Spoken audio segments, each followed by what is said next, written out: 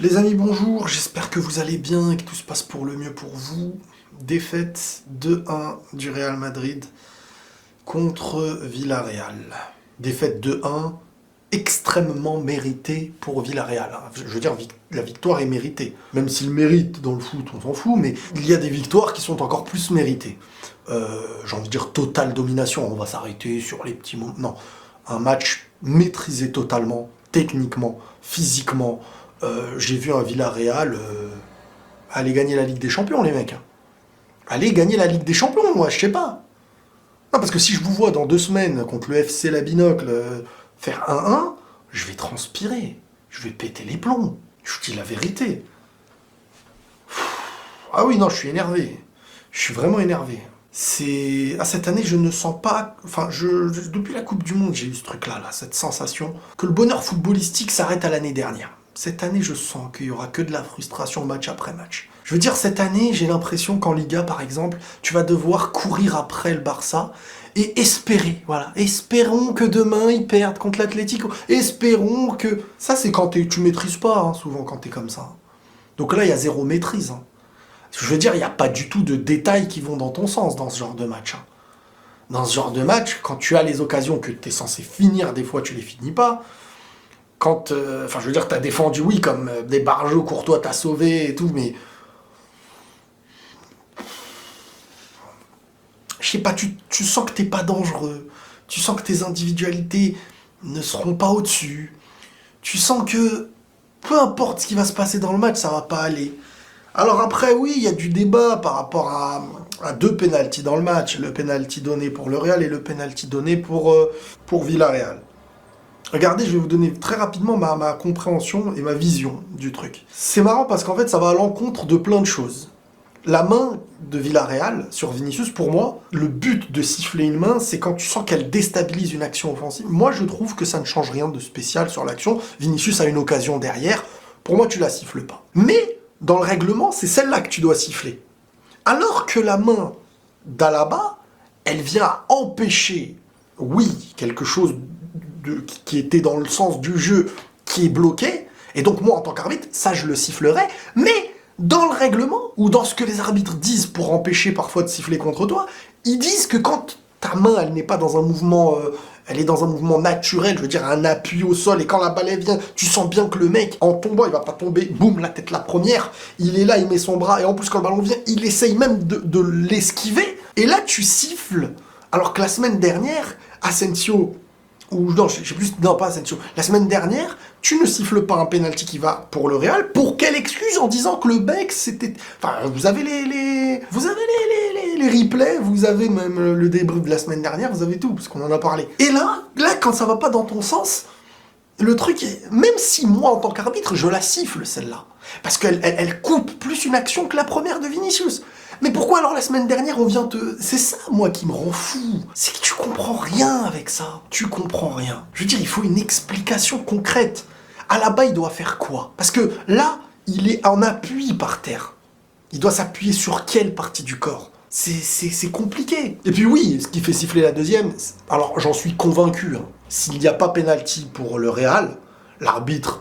Donc il y aurait 1-0 encore pour Villarreal. L'arbitre ne siffle pas le deuxième, le penalty contre Alaba. C'est une manière aussi de se dire, oh là là, je viens d'en siffler un. Celui-là, la balle elle touche sa main. Je vais pas me mettre sur le dos toutes les polémiques encore, machin. Voilà, c'est très complexe. Bref, de toute manière, c'est pas sur ça que le Real perd. Il y a des matchs où ça aurait pu être frustrant si c'était sur ces détails-là. Mais honnêtement...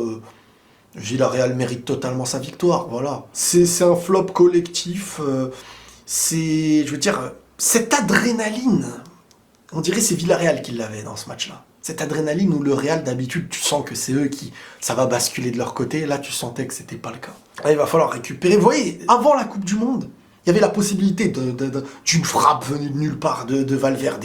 La possibilité d'un but de Benzema, même si là, c'était pas trop sa part, il était blessé. T'avais Vinicius, t'avais Rodrigo. T'avais toujours un truc. Après, Villarreal, ils ont bien joué. C'est une grande équipe, hein, on va pas se mentir. Perdre contre Villarreal n'est pas une honte, surtout chez eux. Mais t'es le Real Madrid et tu t'es fait tuer, quoi. Maintenant, on va attendre demain. Si le Barça... Mais si tu gagnes pas la Liga comme ça, c'est impossible.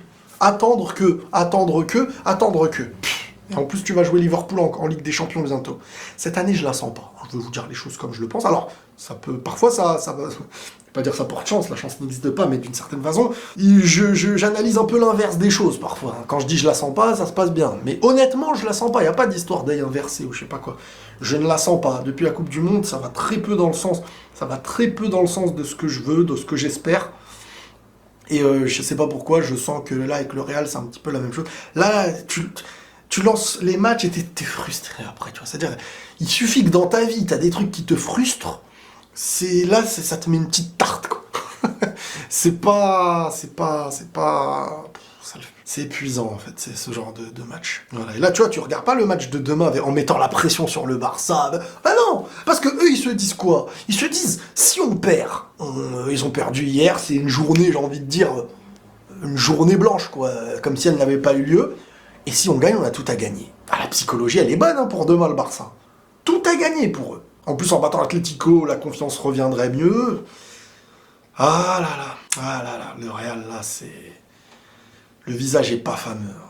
Le visage est pas fameux, pas de tueur, des occasions qui devraient être des buts, qui ne rentrent pas. Un Villarreal, top 1 mondial, des défenseurs top 1 mondial, un gardien top 1 mondial, techniquement top 1 mondial, mais les gars, jouez comme ça tous les jours. Ouais, c'est la frustration qui parle, mais je vous jure, quand je vois ça, moi je me dis, mais les mecs, allez gagner la Ligue des Champions, vous attendez quoi en fait, là, vous galérez ou quoi? C'est trop. Ah, Barcelone, ils leur ont mis 3-0.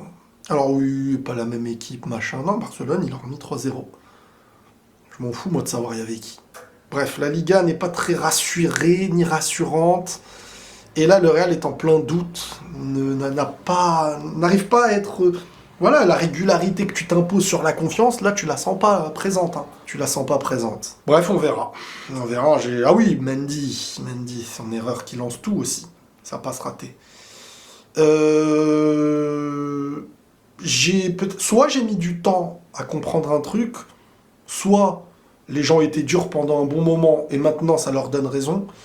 Mais Mendy, c'est vrai que je le sens un peu ailleurs en ce moment. Je sens que oui, la stabilité défensive que je lui ai toujours reconnue, il l'a quand même, mais le problème c'est qu'avant, c'est ce qui faisait sortir ce côté positif de lui. Je retenais ça. Mais de plus en plus, je n'arrive plus à retenir que ça. De plus en plus, je retiens aussi le manque d'aisance, des choses ratées, parfois des oublis, parfois... Et cette saison, il est moins bon que d'habitude, mais je le trouvais toujours là dans le fait d'apporter cet équilibre. Mais quand je trouve que ce qu'on va retenir le plus de lui, de plus en plus, c'est certains ratés, certains manques de maîtrise, ça pose problème. Après... Militao à droite, on sait qu'il est capable de jouer là, hein, c'est pas un souci. Mais offensivement, dès qu'il faut centrer et tout, c'est dégueulasse. Quand faut centrer, c'est dégueulasse. Sa jambe, elle perd les os, il n'y a plus d'os. C'est au hasard. Vas-y, tu te débrouilles. Et face à des colosses défensifs, tu fais pas la diff. Bref, t'as un Benzema qui a besoin de retrouver cette pure confiance et cet instinct, un ballon qui arrive, boum, pied gauche, pied droit, entrée de zone, ça rentrait, petit filet, alors c'est pénaux, sans froid, il les met. Hein. Donc ceux-là, ils sont pas faciles à mettre dans ces phases de match. Mais tu sens qu'il lui manque un autre...